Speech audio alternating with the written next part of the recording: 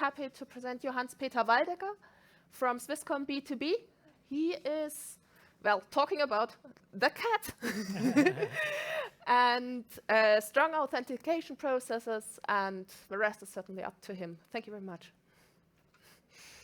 Yes, hello everybody. Good morning also from my side. Welcome to the presentation. How adaptive is the cat? It's the continuation of the animal series. I have seen the previous sponsor series was also about animals. So we are in line here. What I talked today in this speech is about continuous adaptive trust and best practices, how we did it at Swisscom B2B. And I'm stressing out B2B, not because I want to put some footnote or some disclaimer that it's something special, but in the B2B area, that means that is also that something that's available for you, for anybody, not just inside Swisscom. And also the use cases in the B2B area tend to be more complicated. Not each use case in itself, but if you imagine B2C use cases where you do e-banking or so, it's just a limited time and a limited use case you do. You can optimize on that one. If you have B2B, then as an employee, you typically have many sessions at the same time to the office, to the accounting system, to your backend system you are administrating, to some Jira or tools, and they all need to be secure and managed at the same time. And that makes the B2B case a little bit more special than the B2B case. Yes, and is it worth to talk about strong authentication, because the problem is mainly solved. You all know the problem. It's the other one, this one. Access to data and applications need to be protected. How do we do it? Typically, we do it with strong authentication. 2 factors out of 3, something you know, something you have, or something you are. And that's been this way for years now. And what's special or what's new in the area of strong authentication? Why do we need to talk about it? Well, if we dig in a little bit more deeper into the question of strong authentication, then you will see that especially in this B2B area, there are some use cases that make it a little bit more special. Before I want to go into the problem, just some classification that we use at Swisscom for strong authentication. It's not the best, it's not the sole classification of strong authentication here, but it's what we use at Swisscom. We have used it for many years, so it makes sense for us. We call it levels of assurance. And if you just log in with username and password, we know it's not good, but it's better than nothing. So the assurance is a bit above 0. If you go up the scale, then you have the level of assurance 1. If you use username and password and you have some strong authentication, some second factor that is triggered by the backend, then we are on the level of assurance 2 here. What's interesting is on this level of assurance is that the application itself keeps together the 2 factors or binds them into the strong authentication. So that's what we mean here by they are bound and verified at the backend. What makes it strong authentication even better, and it's on the level of assurance 3, is if you have the 2 factors bound on the user device. So if he has a laptop with pass keys and some security enclave that does the binding, or as you can see here, some smart card where you have really the 2 factors enforced at the user on his device. FIDO tokens, the better ones, are also on that level. And that's what we then have for us is the level of assurance 3. Typically the bounding is a cryptographic representation of the user or of the device, of both of them that can be verified in the backend. And can this be better? We have a level of assurance 4. It means yes, there is some additional level, but it's not about the token or the device, how you prove your identity. Here you have the best what you can have on 2-factor authentication. But if you have 2-factor authentication with some devices, then you have typically some hardware that's in your possession. That's a security measure. You can lose it. You notice if it's not there anymore. But if you lose it, you need to be able to replace it. If you forget your PIN, you need to be able to reset it. And on the fourth level for us, for Swisscom B2B, is really a process where you have central representation of the user or of his cryptographic items and a secure process to replace his token and to update the information about the user on the back end. So this is what we require to be on the highest level of strong authentication for us, level of authentication 4. So I'll come back to this classification later. Just look at the strong authentication. How is it over time? Let's assume here, as an example, what is the problem with the strong authentication?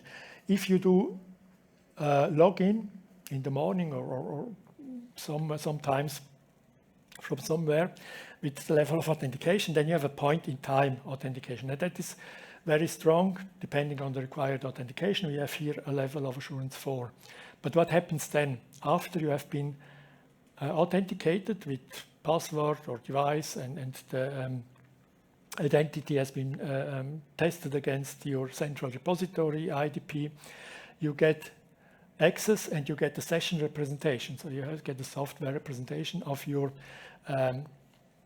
authenticated session, and this software representation ages, the session ages. So we have seen the obvious cases, which are maybe not that high, but is still a risk. Microsoft losing a key, so the token issuing or granting service that is compromised. The session can be taken over. All these things just invalidate or add to the risk, and the quality of the session diminishes over time. So that's really where the session ages, and what happens then, typically we have reauthentication. So the user is again asked to authenticate himself. That's a very easy solution, and it's good for a single application. But you can imagine if you have multiple applications and each one does reauthentication after sometimes, then you will just be bothered as user. And this leads to the topic of the session today here, the human factor. The user will be bored and will be negligent, and the authentication will then be at risk. So we need to try to really reduce the number of reauthentications that are required.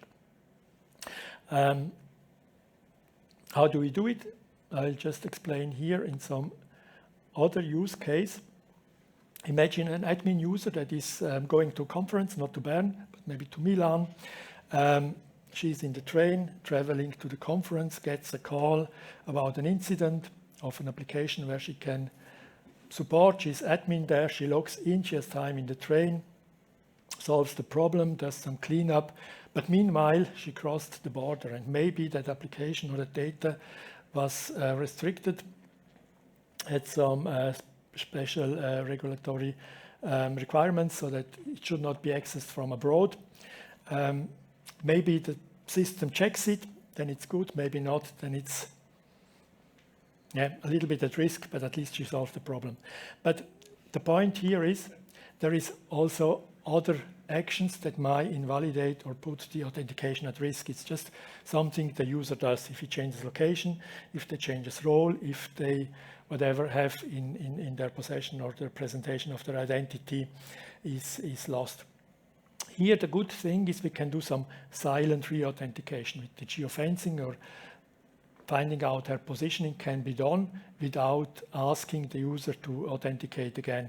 And that's what we should try to focus on in a system to reduce the number of authentications for the user. Why is this a problem, or what's the challenge with this approach here? Well, if you look at what's happening here, if you have an authenticated session, or the information to reduce the number of authentication really bases on two information. One information is the session that the user has with his system, with the RP, and the other kind of information is within the IDP, the authentication system, which maybe knows how the user was authenticated, what kind of token he used or she used, and where she is. So really, if we go into the continuous authentication, then the challenge there is that you need synchronization between the two systems, one that has the session and the one that has the identity information. And this poses some problems. Therefore, I also stress out the difference between B2B and B2C. If you imagine an e-banking system in the B2C area, then you can optimize it for this case. Maybe you even have the developers and everybody that can access the two systems and synchronize between them. But in a typical environment, in a company architecture, you have distributed system, and that's where we tried to go in the EM solution architecture. We distinguish between the relying party, which is the system giving the information that the user wants to access, and the IDP, which does the authentication. So a user accesses his RP, the RP asks the IDP for authentication, the IDP does the authentication with the user and has the information of the user and shares it somehow with the RP. So the information about the session and the identity is split over these two systems. So basically that's a challenge, but that's also a chance.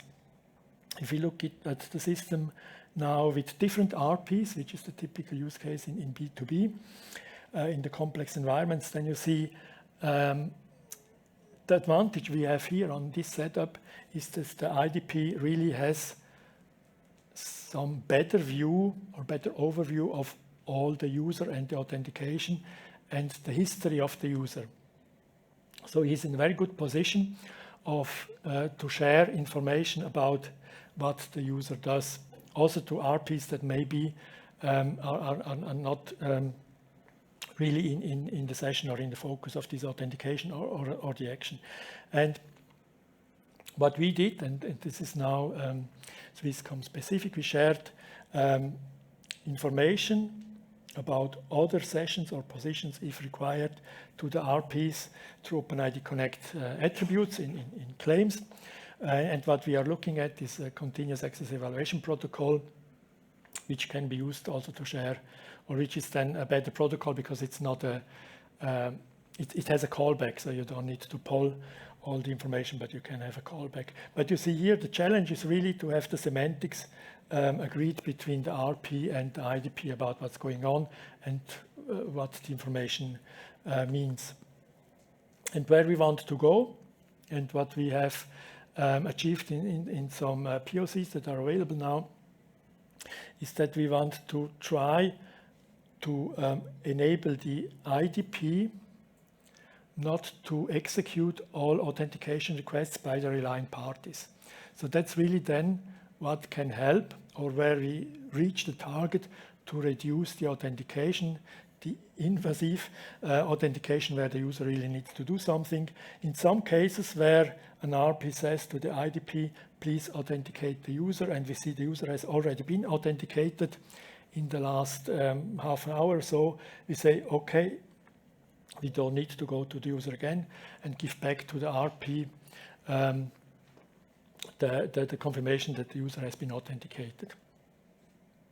So how does this look like, or why was I introducing the level of assurance before? What we do here is we leverage our system of assurance level. So if an application asks us to re-authenticate a user on the level of assurance 1, we can just keep it silent if there has been previous authentication within the last few minutes, and of course we can then do it the same thing for the other levels of assurance. What we don't do it is on the fourth, on the highest level of assurance. There we always re-authenticate, so that we have a defined, or we don't need to change that kind of definition of the level of assurance. And it's put here on the right side. On the left side, you have the first authentication, and then in time, when we do the re-authentication or the next authentication, we see, is there a previous authentication of level of assurance 3? We can return, okay, it already did. But if level of assurance 4 is required, then of course we will contact the user and ask him for authentication. So how does that look like? If you take here the RPs out again, the relying parties, we have several of them. Each one of them comes to our IDP with a different expectation about the level of assurance, the time lag they accept previous authentication, and maybe here additional attributes on the example of the country restriction that can then be managed by the IDP. For example, we have the first RP comes in and says, hey, I want to have an authentication level of assurance 3. I'm happy if the user did it an assurance on that level 60 minutes, maximal 60 minutes ago, but I want that the user is in the following countries. If the RPC is okay, another one did the same request 30 minutes ago and the user was in Switzerland, then we can return okay. We don't need to bother to the client to the user about re-authenticating himself. But we will give back all the information to the RP about when the authentication was done. So he knows that it has been done, or the RP knows that the user authenticated 30 minutes ago. But maybe, and that's the semantics question we saw before, he does not have some specific implementation or evaluation of that information. Therefore, this kind of overlay about the silent implementation on the IDP really helps to reduce the number of authentications we have in that context. So is that really adaptive? So it's continuous because we can do it over time. It's adaptive because the RPs can define what is for them the required scheme or the required strength of authentication. They can do it in the call, in each call, or they can do it in configuration because we have here RPs that are legacy that don't know about the newer protocols or the newer, they don't know how to evaluate before the CAIB protocol. If you don't have something specific, how to exchange this information with the RPs, then that is configured, and that is our way. That's not the best way. That's the first step in doing the continuous authentication and supporting the RPs or the system to reduce the number of authentications that really target the user at the end. And here, I said that's our way. That's the Swisscom focus, where we set the focus. There are other topics, or if we speak about continuous authentication, there are a lot of ideas how the continuous authentication can be done, specifically on user side or with the device of the user. That's some of the ideas you see there. And here we are also in exchange with our partners, Swiss companies in the field of authentication or application security. But Swisscom, there we focus on what has been seen previously. And why did we decide to focus on that solution? Well, it's because we are some applications in the regulated environment. And if you have an auditor coming and looking at the authentication and knows he needs to do re-authentication, it's easier to explain this concept or define a request without a look-back period than to define we did an authentication, but we saw that the backlight color and the noise level was the same, so we did not bother the user. It was adaptive authorization, so that's more difficult to explain. And therefore, those topics are in the second phase where we want to go, where we wait for the partners to go or to come with applications in those areas. So yes, now I think I'm happy to take some of your questions, should you have any. No, thank you very much, Hans-Peter. It was very interesting. Please feel free to ask questions. Very good. Thank you. Maybe you could just state your name and where you're from before you start. That would be kind.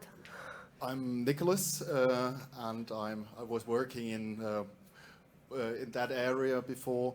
My question is, what is your estimation, or your impression of how many applications today are already in the situation to adopt to such an authentication framework? Because if I understood it correctly, there is some additional logic needed on the RP side, which needs to be implemented. And I would assume that most of the applications or services today are not yet capable of fulfilling such requirements.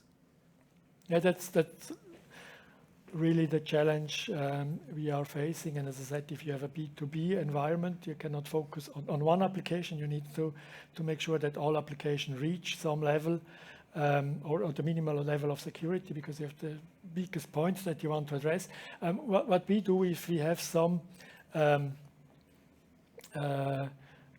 So this scheme with RP and IDP indicates or gives the impression that we have here some distributed system, but it also works with legacy systems where you have, let's say, a radius interface, and then we have here the application, the firewall using radius, and then an RP or a gateway behind it that does this as a static configuration for that kind of application and goes then back to the RP, and then you don't have a dynamic request per user or per request, but some static configuration per application, and that works, and it's also good to reduce. The challenge is not that much on how much does the application support, but how do you determine what's the right level of authentication and look back period? If you say, I have a look back period of 2 hours,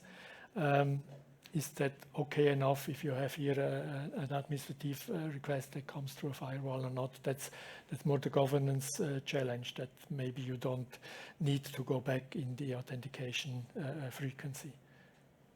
Does that make sense? Yeah. Somebody else, please. So I have a question. Maybe while you are thinking or so, I just have one additional slide. Yeah, please go.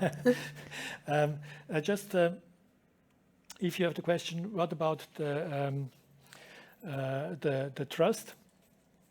So we have been talking, or I've been showing you how we adapt the continuous and adaptive path, but we also have the trust part. But that's just, the trust comes from transparency in our view and what we have in our system. And if you log into a system, we give back some information about what we have. You cannot see it maybe here, but very well, but we have some device confidence, some location confidence. So we give back the user in Switzerland with 80% confidence. And where do this 80% come from? If you see that it's on a device, SIM card bound to backend system of Swisscom, the location can be determined very well, then it's 100%. If you have a device that comes from geofencing, then it's maybe 80%. If you have a device that's routed, then it's down to 40 or 30%. We have a schema there, and that's really where we come into the trust. That's what we do with transparency. And you see, transparency has trust has two notions. One is the application that uses it, and the other one is the user who needs to do the authentication, and we try also there to have the transparency. That's a prototype. You see a standard geofencing, that's the location that's transmitted.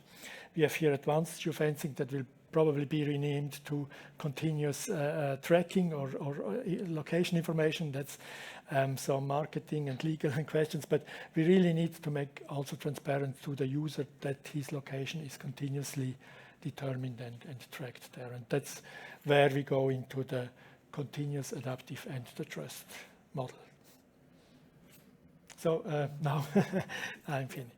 Thank you very much. That actually links back to the question I wanted to ask, because I mean it's very different if you communicate an authentication system to other techies, I'd say, no, using the colloquial term deliberately, than to users? I mean, do you work together with the people who actually write the manuals, who try to make this authentication process as accessible as possible, or also for methods to migrate in a company to a new authentication system, which means a lot of training and also acceptance and trusts by the users who might need an extra step for the systems?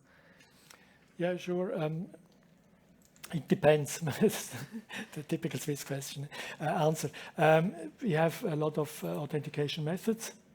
And then for the one we have seen before here, for example, for mobile ID, we are really into doing the user and challenging the users and getting feedback from them. But with FIDO tokens or whatever is in, let's just take it and use it in the backend system. But mainly the decision, we just tend not to support just one authentication method, but many, so that the user can select the one that's best for him. But in the B2B environment, that's easier in the B2C than in the B2B, where the company says what's the minimal level of functionality they want to have in their systems.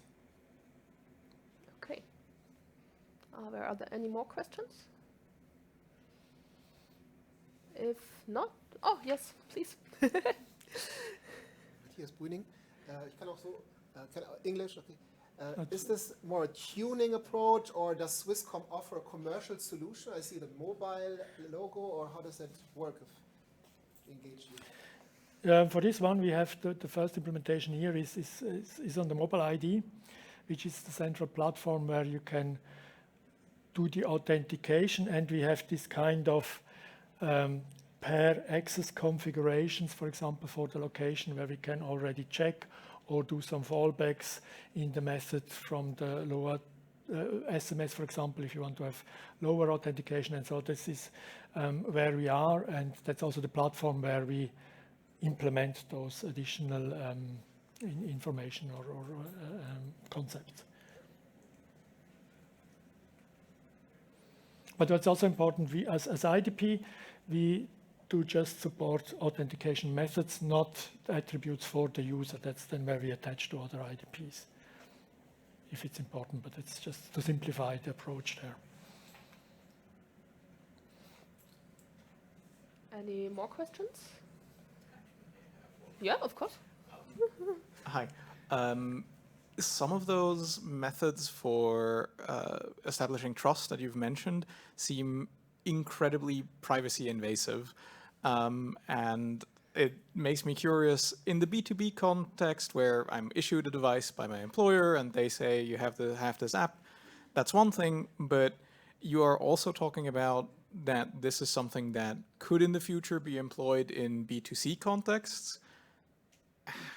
How do you see that whole topic then, like, is that a concern that you guys are actually thinking about when you set up systems that can track someone continuously, for example? Yeah, sure. That's something we are taking seriously and where our legal department really is pointing out. Therefore, here also the naming and everything is crucial, just to make sure that the users know it. The discussion was also to have a link to more explaining them what this means and so on. That's one part. But as you said, in the B2B